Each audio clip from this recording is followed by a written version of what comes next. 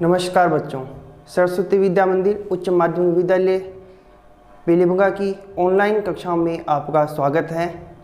जैसा कि आपको पता है कि हम कक्षा 10 के हिंदी व्याकरण का विशेषण प्रकरण कर रहे थे और इसमें हमने विशेषण के जो 5 भेद थे उनमें 3 भेदों की जानकारी प्राप्त कर ली थी और जो चौथा भेद है जिसके विषय में हमें पढ़ना है वो चौथा भेद है 4 नंबर, सार्वनामिक विशेषण, या इसे संकेतवाचक विशेषण भी कहते हैं। संकेतवाचक विशेषण।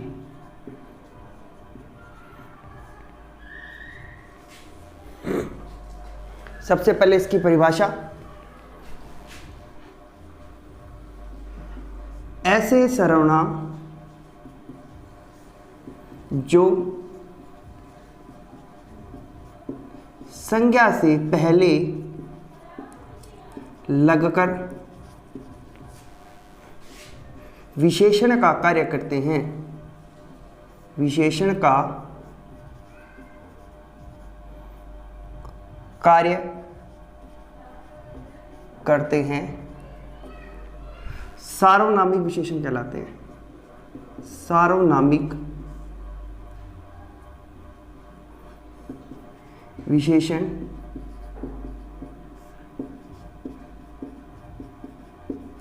कहलाते हैं। क्या लिखा? सार्वनामिक विशेषण ऐसे सर्वनाम जो संज्ञा से पहले लगकर विशेषण का कार्य करते हैं। मूल में होते तो वो सर्वनाम ही है, परंतु वे संज्ञा से पहले लगे होते हैं और क्या करते हैं? विशेषण का कार्य, माने विशेषता बताने का वो कार्य करते हैं। तो ऐसे जो सर्वनाम होंगे वो क्या होंगे? सार्वनामिक विशेषण कहलाते हैं। और इन्हीं सार्वनामिक विशेषण का जो दूसरा नाम है वो संकेतवाचक विशेषण भी है। क्यों? क्योंकि ये संज्ञा की ओर क्या करते हैं? संकेत करते हैं। वे सर्वनाम जो संज्ञा की से पहले लगते हैं और विशेषता बताते हैं। क्या कर रहे हैं? सर्वनाम संकेत करते हैं, तो इसलिए इसका दूसरा नाम संकेतवाचक विशेषण भी है। जैसे यह पुस्तक मेरी है। यह पुस्तक मेरी है में यह है तो सर्वनाम, परंतु इससे पहले क्या लगा है? संज्ञा शब्द। कौन सा? पुस्तक जो है वो संज्ञा शब्द है और यह सर्वनाम है, परंतु ये जो संज्ञा है इसकी क्या बता रहा है? विशेष है। यह पुस्तक, मैंने पुस्तक कौन सी? यह वाली, इसलिए ये यहाँ पर क्या है? सार्वनामिक विशेषण है, न कि यह यहाँ पर सर्वनाम है। जैसे कोई आदमी गा रहा है। कोई आदमी गा रहा है, मैंने गा रहा है, मैंने कोई गीत गा रहा है। कौन? आदमी। आदमी शब्द क्या है? यहाँ पर संज्ञा है। और कौन सा? तो कहा कोई, मैंने निश्चय नहीं है, परंतु कोई जो सर्वनाम है वो इस आदमी की ओर हमें क्या कर रहा है? संकेत कर रहा है। इसलिए कोई शब्द क्या है? यहाँ पर सार्वनामिक विशेषण है। क्या है ये? सार्वनामिक विशेषण। जो सार्वनामिक विशेषण होते हैं ये कुल 4 प्रकार के होते हैं। इसके 4 प्रकार होते हैं। नंबर 1, निश्चयवाचक सार्वनामिक विशेषण। दूसरा, अनिश्चयवाचक।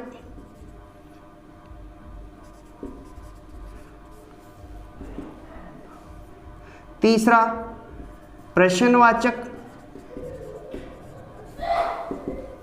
और चौथा, संबंधवाचक।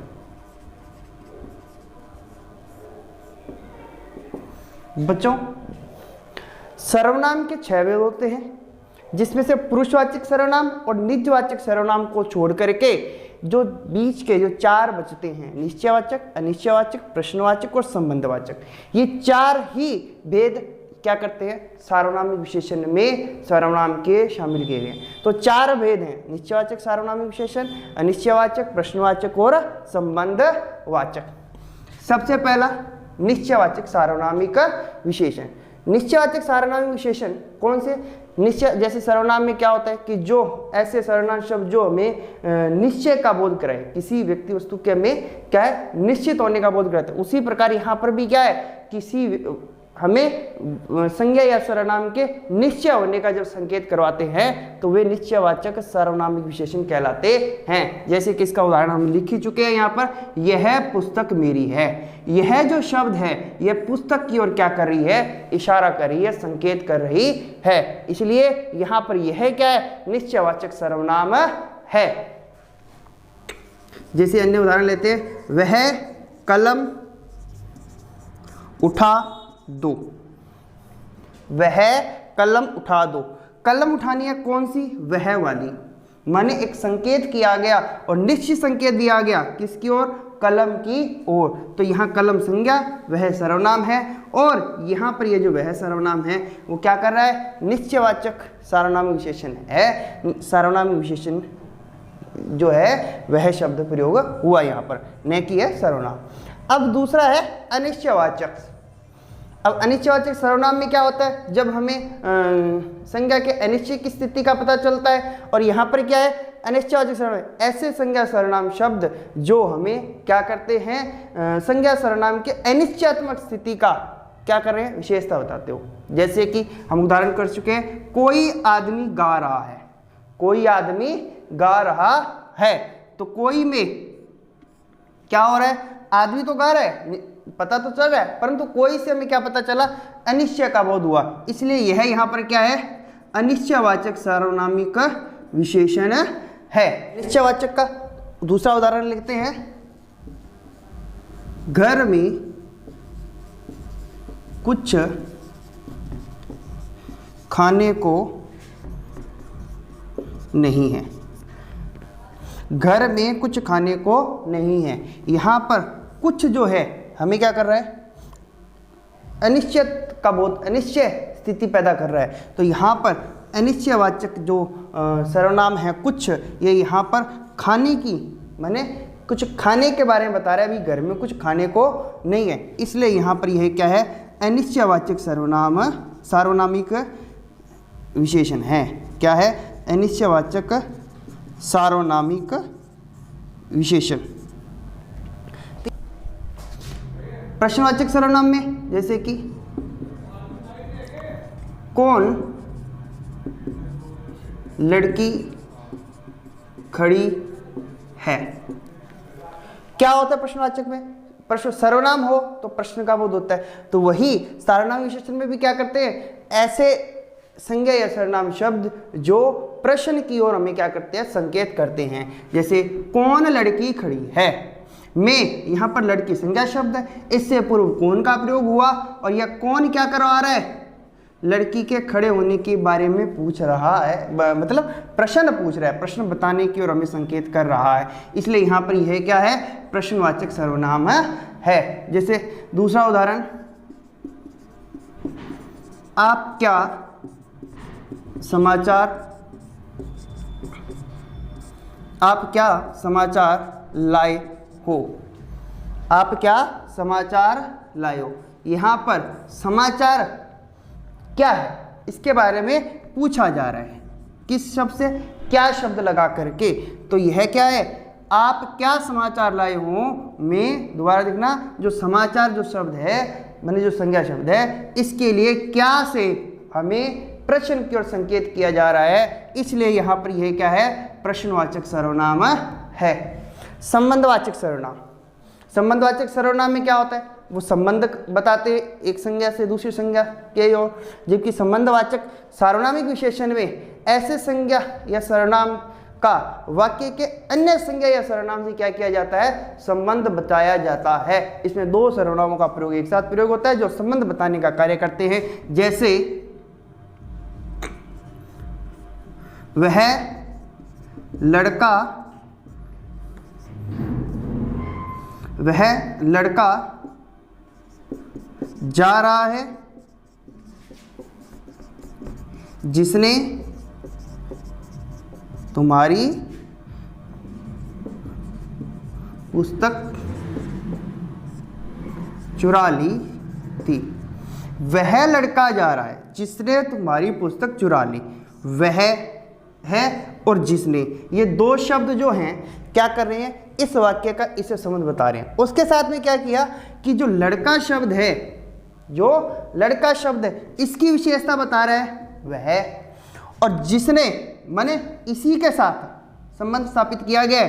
क्या क्या की थी, उसकी पुस्तक चुराई थी। तो वह और जिसने का प्रयोग यहाँ पर संबंध बताने के लिए विशेषण के रूप में प्रयोग हुआ है, इसलिए यहाँ पर संबंधवाचक सर्वनाम होगा। जैसे उतना भोजन खाओ जितना आवश्यक हो। उतना और जितना शब्द क्या कर रहे हैं, संबंध बताने का कार्य कर रहे हैं, परंतु किससे, भोजन से। उतना भोजन खाना है, जितना क्या है, आवश्यक है। तो उतना और जितना शब्द यहाँ पर संबंध बताने का कार्य कर रहे हैं। यह था सार्वनामिक विशेषण या संकेतवाचक विशेषण। इस जो ऐसे सर्वनाम जो संज्ञा से पहले लगकर विशेषण का कार्य करते हैं सार्वनामिक विशेषण कहलाते हैं। चार होते हैं, निश्चयवाचक सार्वनामिक, अनिश्चयवाचक, प्रश्नवाचक और संबंधवाचक सार्वनामिक विशेषण। अब हमारा पांचवा भेद और अंतिम भेद है व्यक्तिवाचक विशेषण।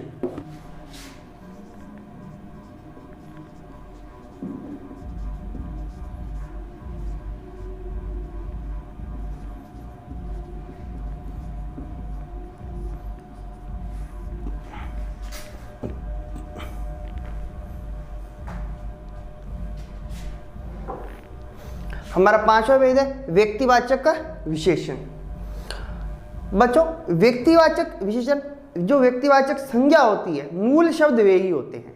क्या होते हैं, व्यक्तिवाचक संज्ञा के शब्द होते हैं, वे ही शब्द यहाँ प्रयोग किए जाते हैं, परंतु वे विशेषता बताने के लिए विशेषण के रूप में कार्य करते हैं, इसलिए वो क्या है, व्यक्तिवाचक विशेषण कहलाते हैं। परिभाषा है,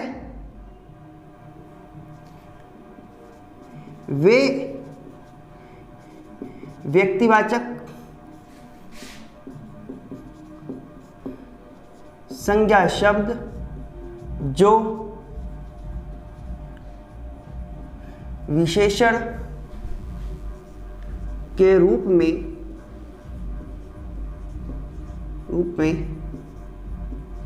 कार्य करते हैं, व्यक्तिवाचक विशेषण कहलाते हैं। व्यक्तिवाचक विशेषण कहलाते हैं। वे व्यक्तिवाचक संज्ञा शब्द कौन से है, व्यक्तिवाचक संज्ञा के ही हैं, परंतु क्या करते हैं, विशेषण के रूप में कार्य करते हैं। जो क्या करते हैं, विशेषता बताने का काम करते हैं। जैसे जयपुरी पगड़ी, बीकानेरी भुजिया। जैसे कश्मीरी सेब, जैसे बनारसी साड़ी। अब देखें, पगड़ी, भुजिया, सेब और साड़ी की विशेषता बताने के लिए कौन से शब्द हैं, जयपुरी, बीकानेरी, कश्मीरी और बनारसी।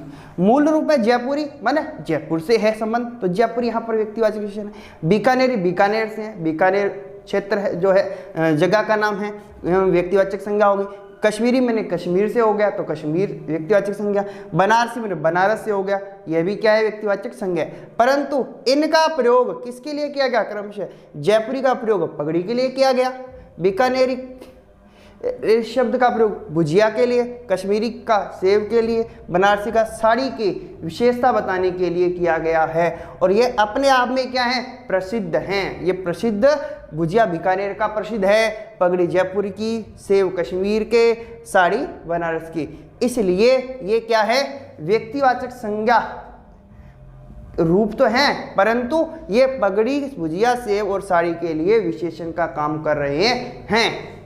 बच्चों, जो व्यक्तिवाचक संज्ञा होते हैं वे अधिकतर क्या होते हैं, देश के नाम पर, राज्य या कोई स्थान या प्रांतों के नाम पर होते हैं। किनके नाम पर, प्रांतों के नाम पर होते हैं। जैसे कि ये सारे के सारे क्या है, ये क्षेत्र, ये जैसे कश्मीर राज्य के नाम पर हो गया, जयपुर बीकानेर बनारस क्षेत्र स्थान के नाम पर हो गया।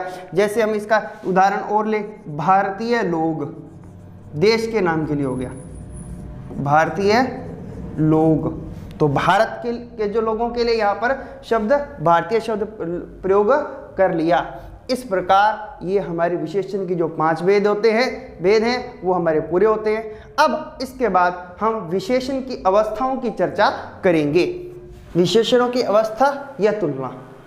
अवस्था और तुलना का मतलब समझते हैं हम। सबसे पहले अवस्था हम क्या करते हैं कि दो वस्तुओं की किसी से हम तुलना करते हैं और उन 2 वस्तुओं की तुलना करके हम क्या बताना चाहते हैं, किसी को कम अच्छा या किसी को ज़्यादा अच्छा बताने का प्रयास करते हैं। कहने का मतलब है कि जब 2 या 2 से अधिक व्यक्तियों, वस्तुओं या स्थानों की तुलना करके किसी को अच्छा या किसी को बुरा कहा जाता है, उस तुलनात्मक जो विशेषण जो होते हैं उनको हम अवस्था कहते हैं।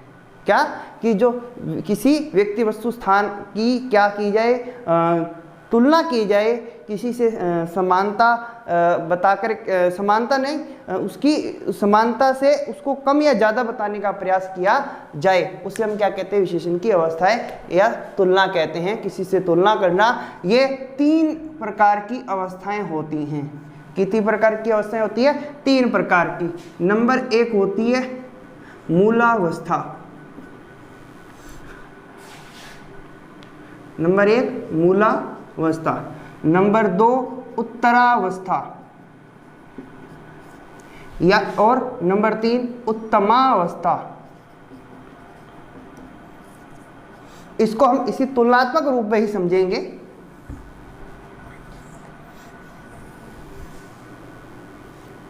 मूलावस्था में क्या होता है कि किसी से कोई तुलना नहीं होती, कोई तुलना नहीं होती। क्यों नहीं होती भाई? क्योंकि ये क्या होते हैं, अपने मूल रूप में ही होते हैं। जैसे कि हम उदाहरण लेते हैं, राम चंचल है, ये विशेषण अपने मूल रूप में ही रहता है। अब राम की विशेषता है कि वो क्या है, चंचल है। तो हमने यहाँ पर किसी से कोई तुलना या तुलना प्रदर्शित नहीं की है। जैसे कि सौरभ अच्छा बालक है, सौरभ अच्छा बालक है। यहाँ पर भी हमने किसी से कोई तुलना नहीं की है, बल्कि इसी को अच्छा बताने का हमने प्रयास किया है। तो यहाँ पर ये अच्छा और चंचल क्या है, इसी की विशेषता का बोध करवाते हैं। तो ये जो ये क्या है, ये मूल अवस्था ही है, जहाँ पर हम किसी विशेषण से हम विशेषता बता करके कम या ज़्यादा, अच्छा या बुरा नहीं बताते। उत्तरावस्था में क्या होता है, 2 व्यक्तियों, वस्तुओं या पदार्थों में तुलना की जाती है। 2 व्यक्तियों, वस्तुओं, पदार्थों में तुलना। और जब तुलना की जाएगी तो स्वाभाविक सी बात है, किसी को अच्छा ज़्यादा बताया जाएगा और किसी को अच्छा कम बताया जाएगा। उस स्थिति में क्या होती है, वो उत्तरावस्था होती है। अब हमें इस अवस्था से उत्तरावस्था बनानी है, मूल अवस्था से हमें उत्तरावस्था बनाना है। तो हम 2 प्रयोग करते हैं, जिससे हमें पता चल जाता है कि वे उत्तरावस्था है या नहीं। जैसा कि सबसे पहले है वो है तर शब्द का प्रयोग। ये तो तर है, ये प्रत्यय है। तर प्रयोग का प्रत्यय का प्रयोग करके भी हम क्या कर सकते हैं, उत्तरावस्था बना सकते हैं, या से का प्रयोग करके, से का प्रयोग करके भी क्या कर सकते हैं हम, उत्तरावस्था बना। या तीसरा एक शब्द और है, की अपेक्षा। जब हमें दो से ही तुलना करनी है तो हम इन तीन का प्रयोग करके क्या कर सकते हैं, उत्तरावस्था का निर्माण कर सकते हैं। जैसे राम श्याम से चंचल है।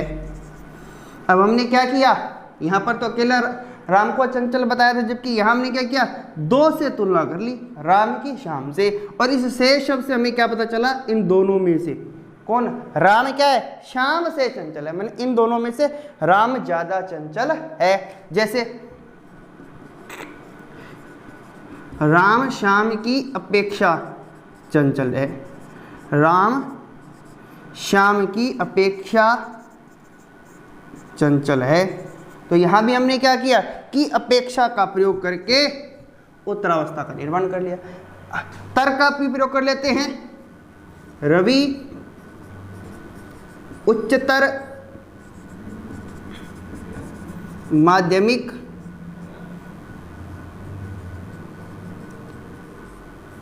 कक्षाओं को पढ़ाता है। उच्चतर, माध्यमिक नहीं, माध्यमिक से ऊपर की जो कक्षाएं हैं उनमें क्या करता है, रवि पढ़ाता है। तो उच्चतर मैंने माध्यमिक से ऊंची, मैंने ऊपर की जो कक्षाएं हैं उनमें रवि पढ़ाता है। तो ये जो उच्चतर का प्रयोग करके हमने क्या किया, इसको श्रेष्ठ साबित कर दिया। अब है उत्तमावस्था। इसमें क्या होता है, हम सबसे श्रेष्ठ बताने का प्रयास करते हैं। सबसे श्रेष्ठ बताना, इस शब्द का प्रयोग किया मैंने, सबसे श्रेष्ठ बताना। कहने का अभिप्राय है कि हम यहाँ पर कई व्यक्ति वस्तुओं पदार्थों की तुलना करके किसी अन्य से उसको सबसे ज़्यादा श्रेष्ठ बताने का जो कार्य है वो इस उत्तमावस्था में करते हैं। अब उत्तमावस्था का निर्माण करते समय हमें ध्यान रखना है, पहला एक तो तम प्रत्यय का प्रयोग। अगर हमें उत्तमावस्था निर्माण करनी है, उत्तमावस्था से विशेषणों का प्रयोग करना है तो तम प्रत्यय का प्रयोग करना है। दूसरा, सबसे शब्द का प्रयोग किया जाता है। सबसे का प्रयोग करके भी हम क्या कर सकते हैं, हम उसको श्रेष्ठ बता सकते हैं। जैसे कि हम उदाहरण लेते हैं, राम सबसे चंचल है, राम सबसे चंचल है। हमने यहाँ पर एक से चंचल बताया था, यहाँ पर दो से, जबकि यहाँ हमने क्या किया, सभी से, कोई इससे अधिक चंचल है ही नहीं। अन्य उदाहरण लेते हैं, रामचरित मानस में श्रेष्ठतम पात्र लक्ष्मण है। रामचरितमानस में श्रेष्ठतम पात्र लक्ष्मण है। श्रेष्ठतम मैंने सबसे ज्यादा हो गया, तो किसमें, रामचरितमानस। रामचरितमानस तुलसीदास जो ग्रंथ है उसमें अनेक पात्र है, राम लक्ष्मण सीता, दशरथ जी, कैकेयी जी, कैकेयी माता, सुमित्रा माता, कौशल्या माता, पात्र तो अनेक हैं, परंतु उन सब में श्रेष्ठ किसको बताया, लक्ष्मण को बताया। मैंने इस ग्रंथ में जितने भी पात्र हैं उनमें सबसे श्रेष्ठ हमने लक्ष्मण को बता दिया। तो यहाँ पर यह क्या है, सबसे श्रेष्ठ बताने का कार्य उत्तमावस्था में हुआ। राम चंचल है, मूल रूप में था राम श्याम से चंचल है, यहाँ पर हमने दो से तुलना की, और यहाँ पर हमने क्या किया, राम सबसे, यहाँ पर हमने किसी से में सबसे अधिक जो श्रेष्ठ बताने का कार्य है वो इस उत्तमावस्था में किया। इस प्रकार विशेषण की तीन अवस्थाएं थी, मूलावस्था, उत्तरावस्था और उत्तमावस्था। मूल अवस्था में कोई तुलना नहीं की जाती, उत्तरावस्था में दो व्यक्तियों से में किसी को श्रेष्ठ बताया जाए, और उत्तमावस्था में जिसमें हम सबसे श्रेष्ठ बताने का कार्य करते हैं। इस प्रकार ये जो हमारा विशेषण जो व्याकरण का बिंदु था वो पूर्ण होता है। इसी के साथ आज की कक्षा समाप्त होती है। धन्यवाद।